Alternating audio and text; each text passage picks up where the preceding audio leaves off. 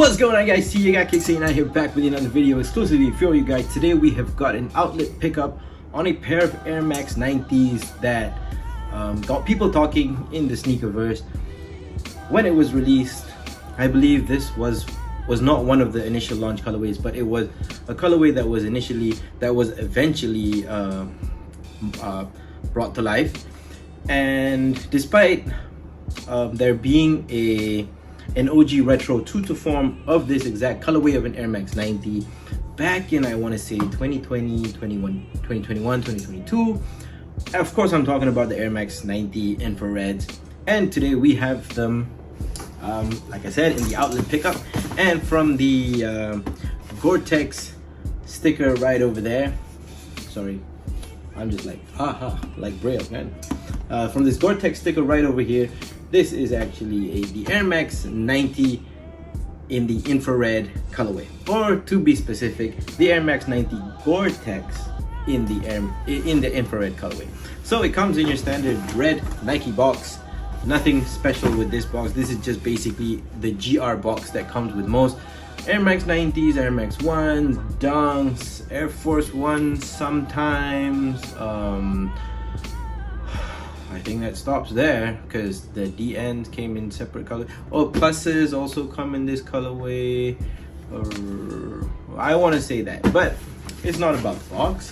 It's about the shoes. So the Air Max 90 infrared, and this obviously is not the true infrared, as we all know. But I think this is according to I forgot who it was. I want to say probably like Pinoy Manshaft or Sneakernomics or any one of these YouTube guys, but sorry, I think it was a guy in England, but I forgot. I'm sorry, but I've watched your videos over these many times, and I've come to the same conclusion as yours, which is the Air Max 90 is a very popular model in the UK, right? And over there the weather is not so sunny as in Malaysia. It's usually 9 times out of 10 a bit cloudy, gray Britain, and this is perfect for that weather for one specific reason, is that Gore Tex is waterproof but still breathable.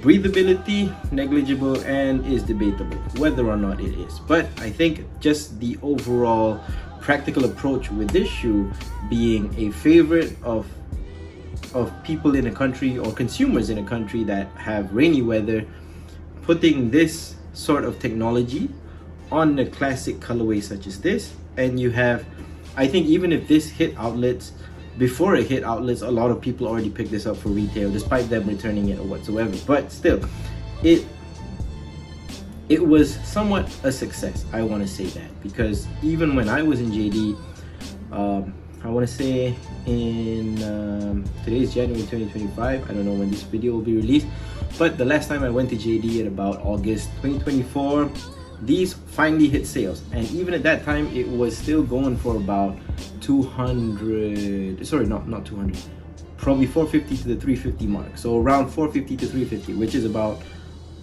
20 to 30% from its original retail. So that means, and I asked how many sizes they have left, and they had limited sizes.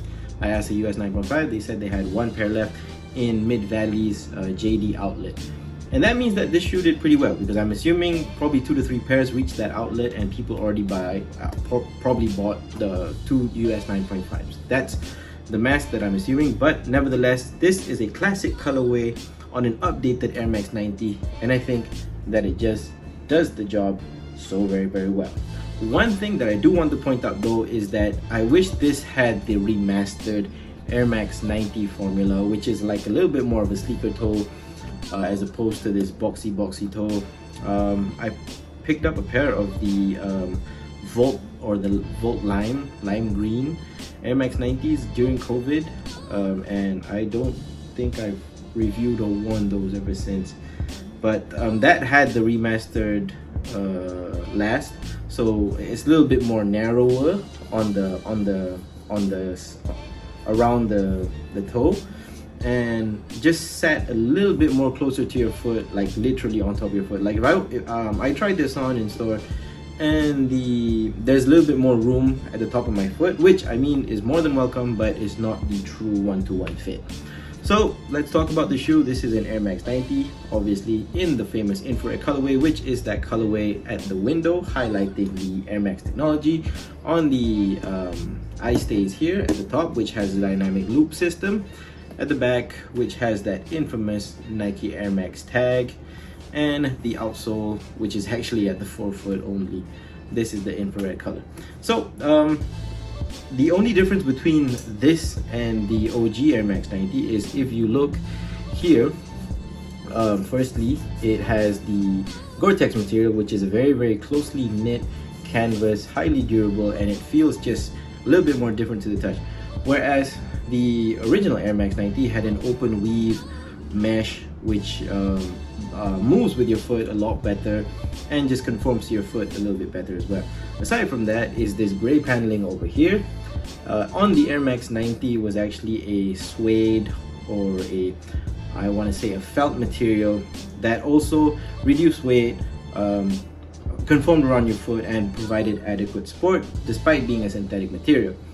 I want to say on the OG, the black sides is also a felt synthetic suede material, which does the same thing. It's just a layer of support on your foot.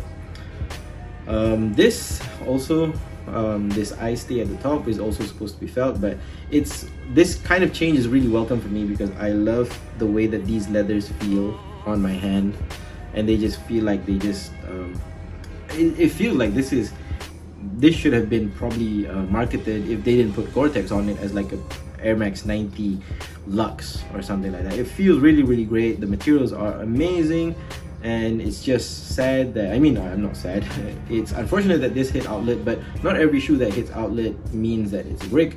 It just means that they have a lot of stock, and I am fortunate enough to wait and cop these at a really low price. Let's just see what the retail is. Retail on this was $709. $709 for a pair of Air Max 90s nowadays. I didn't pay full price, obviously. I got this for about 200 plus after discount at the outlet. So really great price. Let's go over the back, which is the same Gore Tex material as the front. Wrapping around that heel, you have that same leather, the Air Max tag on the heel. Same thing you get on this side, same thing you get on this side. No additional perforations whatsoever. For the laces, you have a standard white, I want to say white, yeah, it's white, it's not off-white or any of that Novo colorway. This is white, flat laces, no extra laces, and they do the job really well, going up the covering up the tongue. At the top, you don't have an Air Max patch or a Nike Air patch. Instead, you do have Gore Tex branding, indicating that this is a Gore Tex technology shoe. At the back of the tongue, let's just open this up. Sorry, didn't unlace this for you guys. But at the back of the tongue, you have a slightly grayish, if you compare this to the Gore Tex patch at the front, this is slightly more grayish than the front. And this is the same for the lining all throughout the interior. But as you can see from the interior itself, there is that black lining just right over there, which is basically the Gore Tex inner lining, which helps with the waterproof, water resistance of the shoe. And my dad, I've reviewed this pair, not this pair, but this shoe on this channel before, and my dad has been wearing those ever since, and the only damage that I've seen, aside from his beating out of the shoe, is just the paint cracking, which is normal for Air Maxes anyway. Send those for a recolor and a touch up to any sneaker restorer, and you get practically the same shoe. One thing that is interesting is that this is a Gore Tex, I mean, I've said it over and over again, but this was supposed to be Air Max, not Gore Tex, but for the Gore Tex one, you have that color right there. On the insole, you have a Air Max 90 style molded insole, and that's there. That's where the heel counter, sorry, not heel counter, but the arch support is supposed to sit. It is perforated, if you can see. It's perforated, and you have Nike Air at the heels, just right there. This I feel that it just does the job enough, because obviously this shoe is Gore Tex, so you're not gonna have so much problems with sorry, not this shoe is a Gore Tex, this is an Air Max, so you're not gonna have that much problem with cushioning, although the Air Max 90 needs a lot of wears just to break in to get it rightly cushy. But right now, even with me just squishing it with my thumb and my fingers, I feel that the sole, the outsole, the midsole has a lot of give and should provide adequate comfort when walking around for longer days. Coming to the midsole, you have the highlight or the star of the show, which is the Air Max bubble, which sits right there. And this specific colorway, when it was launched 2 runners back in the late 80s, early 90s, sorry, did I say early 80s? I think like just let's say the early 90s.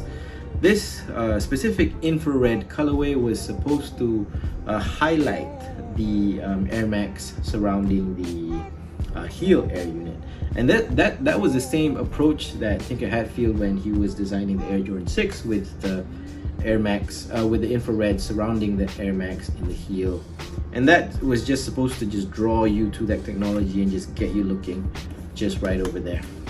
The technology for the Air Max 90 is basically a full-length Phylon midsole or an injected Phylon midsole, and it has Air Max in the heel and a encapsulated air in the front that kind of mimics the whole flex grooves, much like this, exactly like how they have it on the Air Max, the Air Jordan 5, Air Jordan 6, and 7 and 8.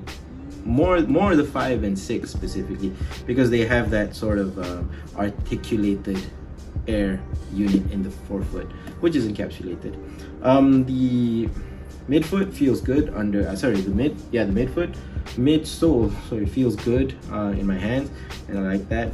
And coming to the sole, which is one of the most durable soles ever, you have that waffle patented Nike waffle tread pattern in the front, and you've got that aggressive, highly durable outsole leading all the way to the back.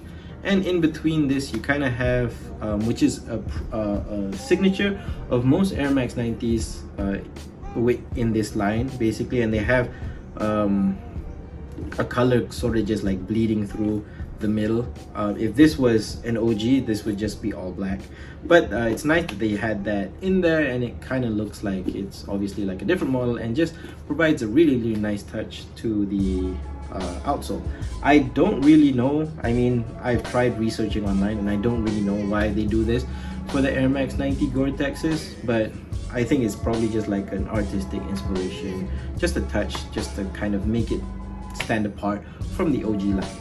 So that's basically it, the Air Max 90 Gore Tex. And this is a really good shoe. If you put enough hours into this, this will last you for a very long time. That outsole alone is enough to tell you that it will last you a very long time. Obviously, in my collection, most pairs don't get worn that much, but I will try to wear this as often as I should, especially given now that in January to February here in Malaysia, it does get very rainy. So I will be looking forward to putting these to the test, and when I do, I might put out a video on that. So that's basically it, guys, the Air Max 90 Gore Tex in the infrared, the famous infrared colorway. This looks good with just tracksuits and just like slim fit pants and just all black. Put this on your feet and you become, that's like the uniform for project people in the UK. This is basically it, guys, the Air Max 90 Gore Tex TJ Got Kicks A9. See you guys at the next one. Peace.